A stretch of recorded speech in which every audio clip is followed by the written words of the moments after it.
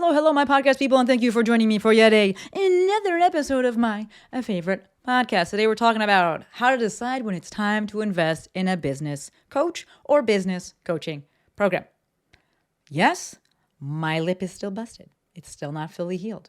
If you don't know what's going on, listen to Monday's episode where I talked all about it and also shared a business lesson from it. How come it's not healed? And I talked about it in Monday's episode because I recorded Monday's episode literally 5 minutes before this episode. I know they come out 4 days apart, but y'all know I'm about that batching life. So go check that episode out if you haven't already. But if you're listening to this when it drops, it is Thursday, November 16th, which means that my pre-Black Friday sales are still going on and they will close tomorrow. 30% off of my on-demand webinars. Anchor is offering 10% off your entire order. Smart Tools is offering 10% off and free shipping.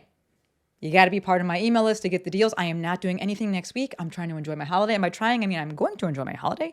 And I'm not trying to play customer service or anything like that. So the deals end tomorrow. Got to be on the email list. If you're not already, you can use the link in the show notes.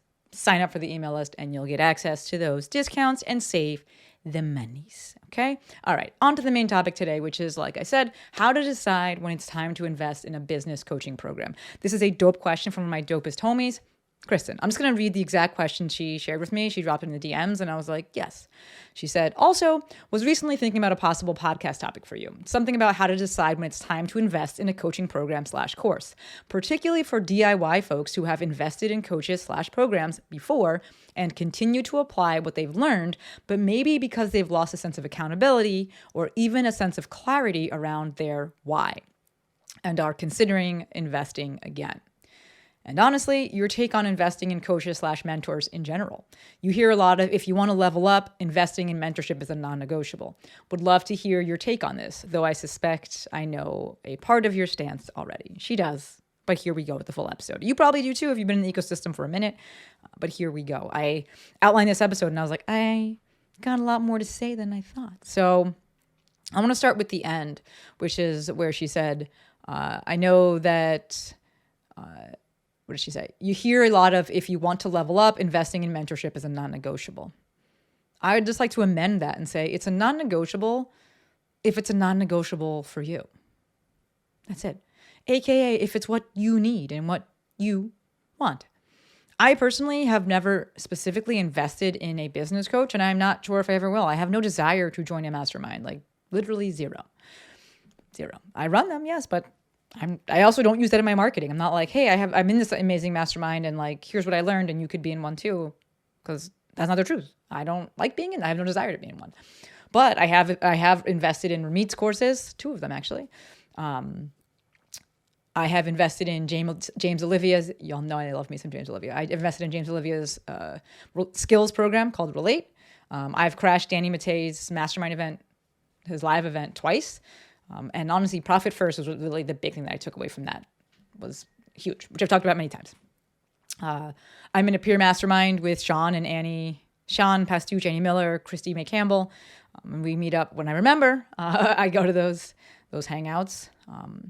And also, the fucking online business goat, Jill Coleman, is my bestie. All right, so I haven't felt the need. I haven't felt the desire. I haven't wanted to do it. So I haven't. So I don't want to say that it's a non-negotiable. It's a non-negotiable if it's a non-negotiable for you. Right? I hate the phrase coaches need coaches. Like, I typically have only ever heard that from a coach who's trying to sell a coaching program. And I'm like, but do they? Coaches can benefit from coaching. Coaches can benefit from coaches. But to just be the blanket statement of coaches need coaches, like, if they need them, for sure. All right? And if they want them, for sure. Yes, I pay Steven a lot of money every month. He's my volleyball coach. I'm not going to say the blanket statement, coaches need coaches. I needed a volleyball coach. I wanted a volleyball coach. And so I'm paying a volleyball coach, period. Do you need one? I don't fucking know. That's what we're going to talk about this episode. All right. So this takes us to the bigger question and the bigger answer, which is, what outcome do you want and what do you need in order to achieve it? One of the hardest things for me as a business coach is that I know some people need, or I've learned that some people need to pay me to have me hold up a mirror and simply show them what I see. and what I believe and know to already be there. And it's really tough for me to do that. I just want to be like, just go do it. You're fucking great. Just go. It's going to take a long fucking time, but like, just go. And I intentionally say that they need this, because that they need to pay, because they don't seem to believe it when I just say it. And then they pay me, and then they're like, I believe it now. And I'm like, but I could do this for free. Like, just go do it. If that's you and you need to pay for confidence, I'm not saying this in a pejorative way. Like, I'm saying it as just an objective fact that if that's you, then it's a non-negotiable. Then go do it. Go pay for it. At the end of the day, my whole shtick, do the thing. So circling back on this, what outcome do you want and what do you need in order to get it? I think we start by asking yourself that question, and then you go all in on it, right? Go deep. So the first part of this would then be, what is the outcome that you're looking for? AKA, what do you want? I think this is super important because it allows us to reverse engineer what the actual problem is, and therefore what you actually need. Right? So I have recently had a phenomenal coaching call. I love digging and being like, what is the actual problem? I've spoken about this before. When Jill and I talk about legacy, this is kind of how we pair, I love to figure out what's the actual problem that needs to be solved. And then I can be like, all right, cool, now go to Jill, solve it. Because Jill's phenomenal at solving any business problem. She'll solve it in fucking 2 seconds. But the question is like, is that the problem? Is that going to move the needle? Is that what we're actually dealing with? So recently had a coaching call, one of my one-on-one clients, and ultimately she wants more time flexibility, aka she wants to be able to do things a bit more remotely. She likes to travel, likes to be outside. Her initial thought of what she needed was to change her niche, her online niche. And we did some digging. Mind you, she's primarily an in-person provider, so she thought she needed to change her online niche for this. And we did some digging, and what she actually needed was to work on her ability to handle confrontation. She has a tendency to run from confrontation, which causes her to not enjoy working in person, right? That's where she gets the majority of her money, basically all of it. She has clients that she doesn't love because she avoids these confrontational situations. Like, they don't want to do the things that she's asking. They're like late cancellations, things like that. And because she avoids those confrontational situations, she just has these people that are on her schedule. It's an energy drain. It makes her want to sleep in because, if you're like, don't want to do something, you're like, I'm just going to put it off. And so I don't want to wake up in the morning because then I got to go to this thing I don't want to do. It makes her want to use less mental energy outside of the office, right? Mental energy that she could be using to create content. She doesn't want to do it because she's just like, fuck, I'm drained from the day. No creative energy to lean into to make that online content that's also already very good. She doesn't need to change it. And I was like, when you change, you're starting all over again. So no, we don't want to do that. That content creation is what is ultimately going to give her that time flexibility that she wants down the road. She knows it's going to take a long time. It's going to take even longer if she's switching the niche. So what does she want? Time flexibility, time freedom. What does she actually need?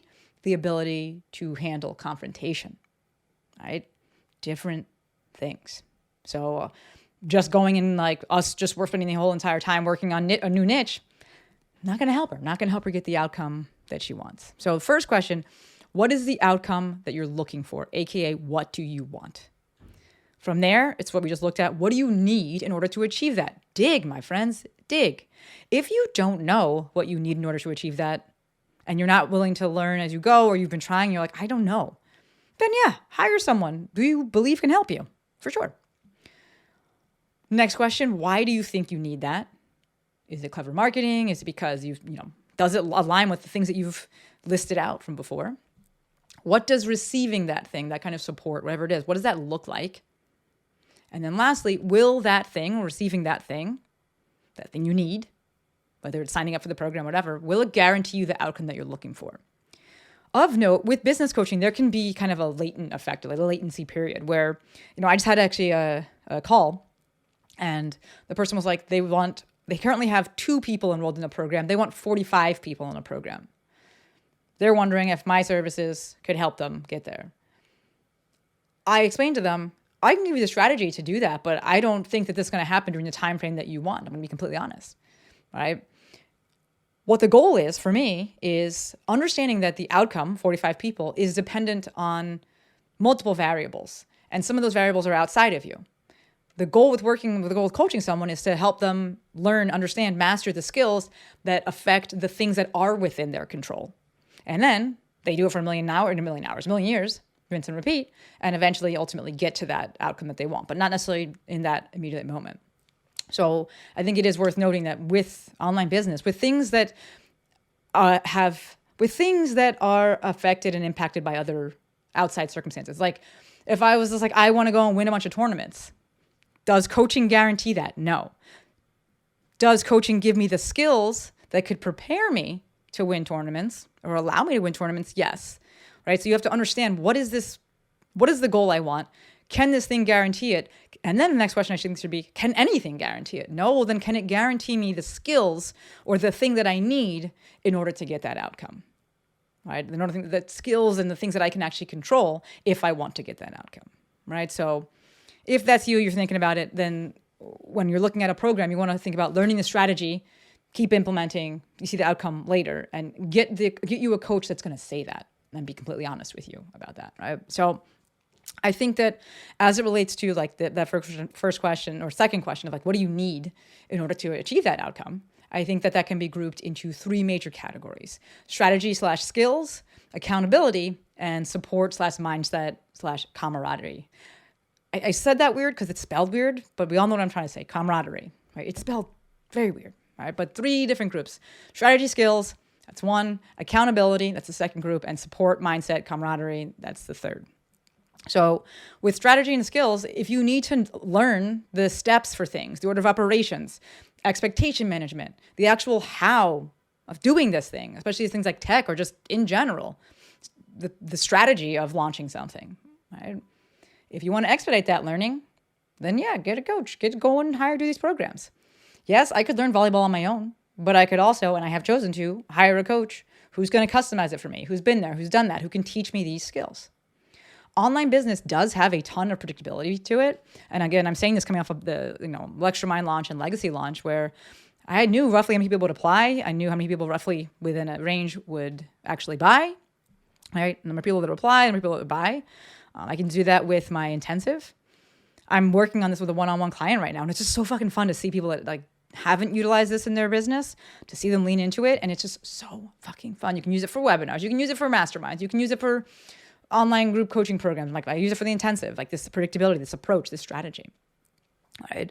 I'm saying this because if the outcome that you want is more money or more clients or more predictability, yes, there are definitely skills that can be learned to help with this, right? Especially the predictability. Wanting more clients, wanting more money, yes, there are skills that can be learned, but there are other factors that ultimately influence whether or not they buy.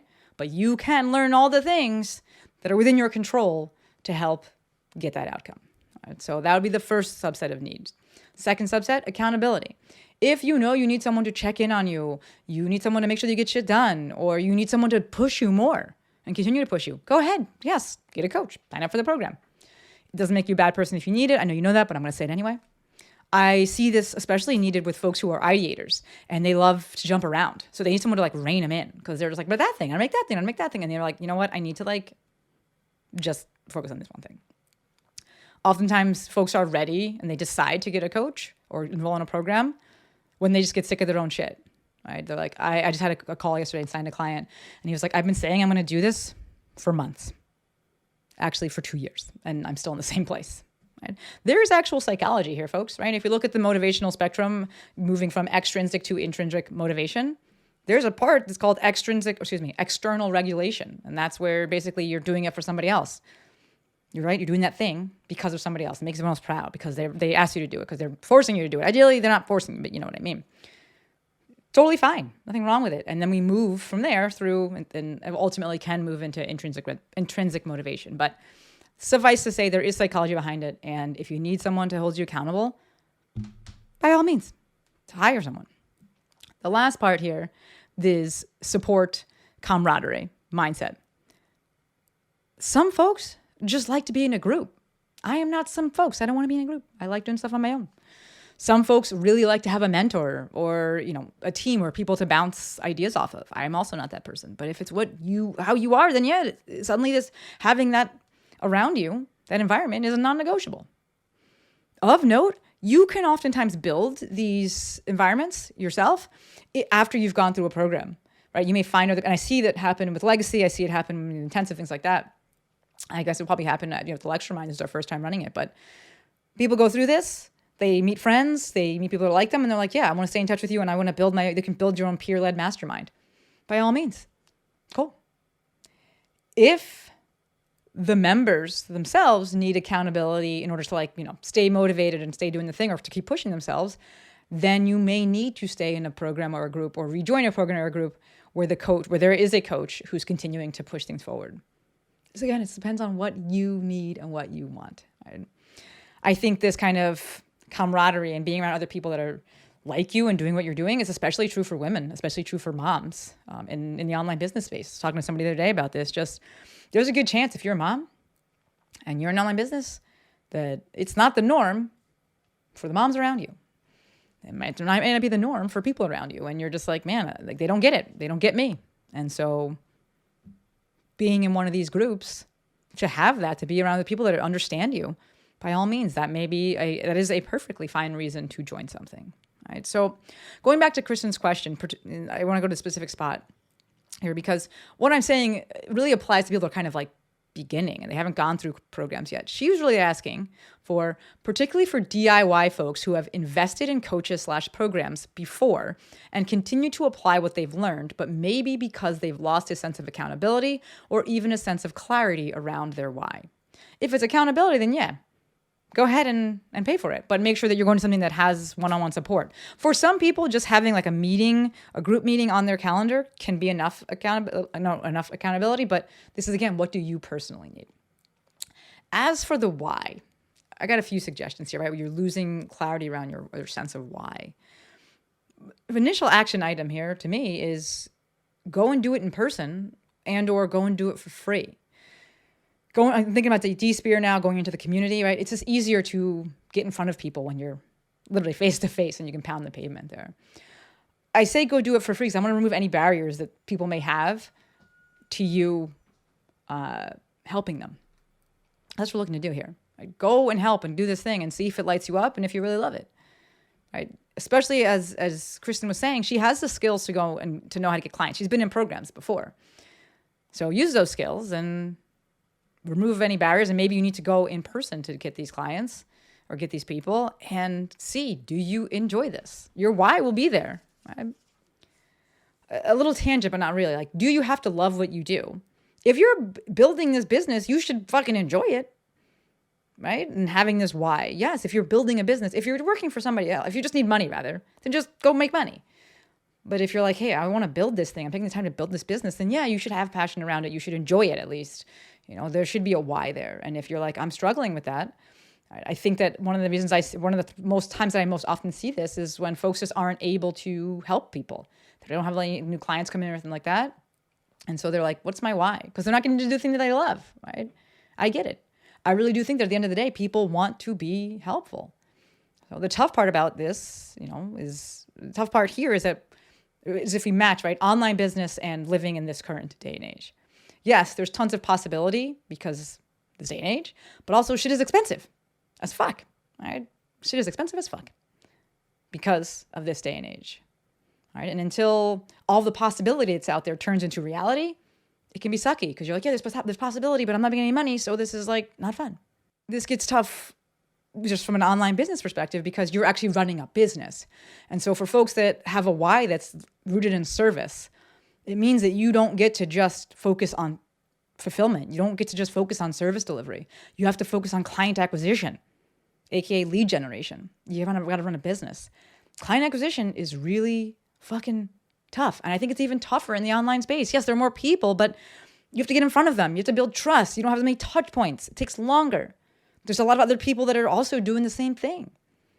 Right? So that in and of itself, yes, I understand like kind of losing that why, because you haven't been able to help people. Combine the fact that it's tough to get clients, online with the fact that it's expensive to be alive, and it means that suddenly this thing that you're supposed to love is supposed to support you financially. And when it doesn't, you start hating it, and suddenly you've lost your why. I get it.